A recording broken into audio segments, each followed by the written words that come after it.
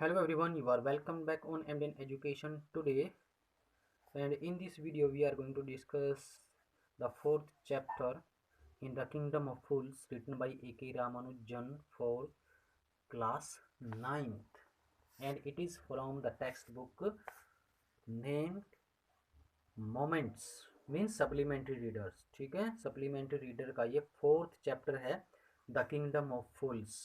ठीक है, तो हमने इसका इंट्रोडक्शन पढ़ा था, इसकी हाफ समरी पढ़ी थी, तो इसकी जो हाफ समरी है वो हम आगे डिस्कस करते हैं। इससे पहले थोड़ा सा हम जो फ्लैशबैक मतलब पीछे का जो हमने पढ़ा है उसको देख लेते हैं कि किस तरह से एक राजा होता है जिसके राज्य के अंदर सारे के सारे जो लोग हैं वो क्या हैं, मूर्ख हैं, उसके मंत्री भी मूर्ख हैं, और राजा ने जो रूल्स एंड रेगुलेशंस को चेंज किया हुआ है। जो ऑर्डिनरी पीपल हैं, जो आम लोग हैं, वो क्या करते हैं, वो दिन के दौरान सोते हैं और रात को काम करते हैं। और वहाँ पर सबसे मेन चीज़ क्या है, वहाँ पर हर चीज़ की जो कीमत है वो सिर्फ एक ही है, 1 to 2 मतलब 1 रुपीज़। ठीक है, तो एक बार क्या होता है, गुरु और उसका जो शिष्य होता है डिसिपल, ठीक है, तो वो दोनों उस साम्राज्य के अंदर आ जाते हैं और वहाँ पर आकर देखते हैं कि सभी चीज़ों की कीमत है जो वो एक जैसी है। और जो गुरु होता है वो तो ये भांप जाता है, उसको पता चल जाता है कि मूर्खों के साम्राज्य में ज़्यादा समय तक रुकना अच्छा नहीं होगा। ठीक है, तो लेकिन जो डिसिपल हो जाता है वो लालची हो जाता है और वो सोचता है कि सारी चीज़ इतनी ज़्यादा सस्ती हैं, खाने का सामान इतना ज़्यादा सस्ता है, तो वहाँ पर वो रुक जाता है। ठीक है, तो फिर एक दिन क्या होता है, एक व्यक्ति को स्टेक किया जा रहा है, एग्जीक्यूट किया जा रहा है। ठीक है, तो एग्जीक्यूशन के दौरान क्या होता है कि वो व्यक्ति बिल्कुल पतला है, ठीक है, जो कि स्टेक के अकॉर्डिंग फिट नहीं है। तो फिर एक मोटे व्यक्ति को ढूंढा जाता है और वो मोटा व्यक्ति कौन होता है, वो डिसिपल होता है और उसको पकड़ लिया जाता है। ठीक है, तो एक्चुअली हुआ क्या था, ये पीछे हमने स्टोरी पढ़ी है भी। एक क्या होता है, एक चोर होता है जो किसी मर्चेंट के घर में घुस जाता है, और जब वो घुसता है तो वो दीवार है जो वो गिर जाती है और चोर की डेथ हो जाती है। तो चोर का जो भाई होता है वो क्लेम करता है कि मर्चेंट ने जो दीवार है वो कमज़ोर बनाई थी, इसीलिए उसके भाई की मौत का कारण है जो वो खुद मर्चेंट है। अब मर्चेंट को बुलाया जाता है, तो मर्चेंट कहता है कि इस दीवार को कमज़ोर बनाने का जो रीजन है वो सिर्फ और सिर्फ क्या है, वो ब्रिक लेयर है। मतलब सबसे बड़ा जो अपराधी है वो कौन है, किसको एक्यूज़ किया जाना चाहिए, एक्यूज़ किया जाना चाहिए ब्रिक लेयर को। अब ब्रिक लेयर कहता है कि ब्रिक लेयर कहता है कि डांसिंग गर्ल, जैसे कि वो वॉल को लाइन कर रहा था, बना रहा था, बिल्ड कर रहा था, तो एक डांसिंग गर्ल बार बार गली से गुजर रही थी, जिससे उसका ध्यान है जो वो डिस्ट्रैक्ट हो रहा था। ठीक है, तो उसके बाद डांसिंग गर्ल को बुलाया जाता है और डांसिंग गर्ल कहती है कि ये सब जो फॉल्ट है वो किसका है, वो उस गोल्ड स्मिथ का है, जिसको उसने अपनी ज्वेलरी बनाने के का ऑर्डर दिया था, बट उस उस गोल्ड स्मिथ ने उसकी ज्वेलरी को टाइम पर कंप्लीट नहीं किया, इसलिए वो बार बार उस गोल्ड स्मिथ के पास अपनी अपनी कंप्लेन लेके जा रही थी। अब उस गोल्ड स्मिथ को बुलाया जाता है, फिर गोल्ड स्मिथ से पूछा जाता है कि कि जो रीजन है, मतलब ठीक है, दीवार के गिरने का, वो क्या है, वो गोल्ड स्मिथ है। लेकिन गोल्ड स्मिथ कहता है नहीं, कि उसको जो देरी हुई है डांसिंग गर्ल की ज्वेलरी को कंप्लीट ना करने में, ठीक है, तो वो सिर्फ और सिर्फ एक मर्चेंट की वजह से हुई है। और ओवरऑल जो व्हील है घूम करके किस पे आ जाता है, स्टार्टिंग के अंदर जो चोर घुसा था जिस मर्चेंट मर्चेंट के घर में, और उसकी दीवार गिर गई थी, ठीक है, घर की दीवार गिर गई थी चोर के ऊपर, तो उसी जो पहिया है वो घूम करके, मतलब जो सुई है वो घूम करके उसी के ऊपर आ जाती है, उसी की बात आ जाती है, उसी व्यापारी की बात आ जाती है। तो फिर क्या होता है, उसी व्यापारी को जो फांसी पर चढ़ाया जाएगा, एग्जीक्यूट किया जाएगा।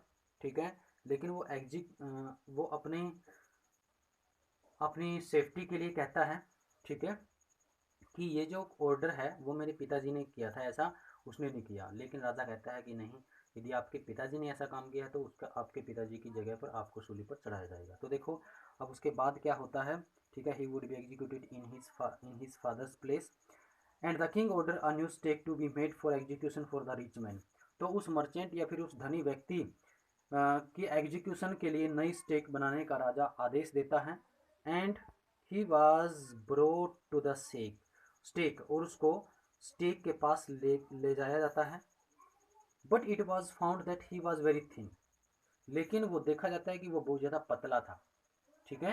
And the stick did not fit him, और जो सूली थी वो उसको फिट नहीं बैठती थी। And the king order for the search of a fat man to fit the stick.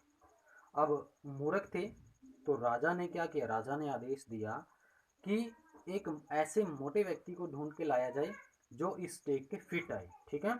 And the disciple was found fit for the stake, और डिसिपल को ढूंढा और एक मोटे व्यक्ति की तलाश शुरू की गई, तो मिला कि एक डिसिपल जो था, जो गुरु और डिसिपल आए थे, तो वो डिसिपल को इस स्टेक के लिए फिट पाया गया। And he was brought to the place of execution, और उसको फांसी वाली जगह पर लाया गया। Now he remembered his guru and pray to him, अब उसने अपने गुरु को याद किया, अब गुरु की याद आई। गुरु ने स्टार्टिंग में ही कहा था कि मूर्खों के साम्राज्य में रहना अच्छा नहीं होगा, it would be not good to stay long in the kingdom of fools, so let's move from there. लेकिन जो शिष्य था वो तो क्या था, शिष्य तो शिष्य होता है, गुरु गुरु होता है, ठीक है। तो गुरु ने उसको, गुरु की याद आई और उसने उसे प्रार्थना की विद हिज मैजिक पावर्स, और अपनी मैजिक पावर से द गुरु सा एवरीथिंग, गुरु ने सब कुछ देख लिया, ठीक है। And he at once reached there, और वह तुरंत ही वहां पर पहुंच गया। He told something to the disciple in his ears, और उसने अपने शिष्य के कान में कुछ बातें कही, कुछ बताया। द डिसिपल अंडरस्टूड हिम, अब जो डिसिपल था वो समझ गया। Now the guru and his disciple started क्वर्लिंग, अब डिसिपल और गुरु ने एक दूसरे से झगड़ा करना शुरू कर दिया। Each wanted to die in place of other, अब हर एक, मतलब अब क्या करना चाहता था, तो हर व्यक्ति दूसरे के स्थान पर मरना चाहता था, ठीक है। भी गुरु ने सोचा कि मुझे फांसी तोड़ो, मुझे एग्जीक्यूट करो, डिसिपल ने कहा मुझे एग्जीक्यूट करो। And the king asked them why they were eager to die, अब किंग ने पूछा कि वो मरने के इतने ईगर क्यों हैं, इतने उत्सुक क्यों हैं। And the guru told the king that the stake was new, अब गुरु ने राजा को बताया कि स्टेक है जो वो नई है। Anyone who died on the stake first, भी सूली पर जो पहला व्यक्ति मरता है, would be the king in the next life, तो वो अगले जन्म में भी राजा, अगले जन्म में राजा बनेगा। एनीवन हु डाइड नेक्स्ट, और उसके बाद जो मरेगा वुड बी द मिनिस्टर, तो वो मंत्री बनेगा। Now the king and minister wanted to be the king and the minister in the next life also, अब जो राजा और जो मिनिस्टर थे, ठीक है, वो अगले जन्म में भी राजा और मिनिस्टर बनना चाहते थे। एट नाइट, रात को, they went to the prison secretly, और रात को वो कहाँ गए, वो सीक्रेटली प्रिजन में गए। And they release the guru and the disciple, उन्होंने गुरु और डिसिपल को छोड़ दिया। And they replace themselves in their places, और उनकी जगह पर अपने आप को रख लिया। So the next day they were taken to the stake and executed, और अगले दिन उनको सूली पर लाया गया और उनको फांसी पर चढ़ा दिया गया, फांसी तोड़ दिया गया, ठीक है। When the people came to know of the death of their king and minister, और जब लोगों को अपने राजा और मंत्री की डेथ के बारे में पता चला, दे मौन, उन्होंने पश्चाताप की, अफसोस किया। They discussed the future of the kingdom, और उन्होंने राज्य के फ्यूचर किंग के बारे में सोचा। एंड दे, और अब वो राज्य के फ्यूचर के बारे में सोचने लगे, डिस्कस करने लगे। They requested the guru and the disciple to be their king and minister, और उन्होंने गुरु और डिसिपल से उनका राजा और मिनिस्टर बनने की प्रार्थना की। And they agreed to the rule of the kingdom, और वो राजा के रूल, जो राज्य के रूल थे उनके प्रति भी सहमत हो गए, बट ऑन वन कंडीशन, लेकिन एक कंडीशन पर, ठीक है। And the old laws would be change, वो कंडीशन क्या थी, पुराने जो कानून थे उनको बदल दिया जाएगा। And the good days return to the kingdom, और जो राज्य के हैं वो अच्छे दिन वापस आ गए, ठीक है, लौट आए। तो ये जो समरी थी आपने पढ़ी है, ठीक है, हमने इसको डिस्कस किया है। अब हम इसके जो नेक्स्ट क्वेश्चन है एनसीईआरटी सॉल्यूशन के, एनसीईआरटी सॉल्यूशन करते हैं। And the first question of today and the third question of the chapter, name all the people who are tried in the king's court and give the reasons for their trial. Yes, अभी पढ़ के आए हैं हम इसको, ठीक है भी। उन सभी लोगों के बारे में हमने क्या बताना है, उन सभी लोगों के बारे में बताना है जो किंग के कोर्ट में जिनको ट्राई किया गया था और क्यों ट्राई किया गया था, उनके रीजन भी बताने हैं साथ में। तो आपको याद होना चाहिए, सबसे पहले कौन आता है, मर्चेंट। मर्चेंट के बाद कौन आता है, ब्रिकलेयर। ब्रिकलेयर के बाद कौन आता है, डांसिंग गर्ल। डांसिंग गर्ल के बाद कौन आता है, गोल्ड स्मिथ। गोल्ड स्मिथ के बाद कौन आता है, वही मर्चेंट आ जाता है घूम करके वापिस, ठीक है। The merchant whose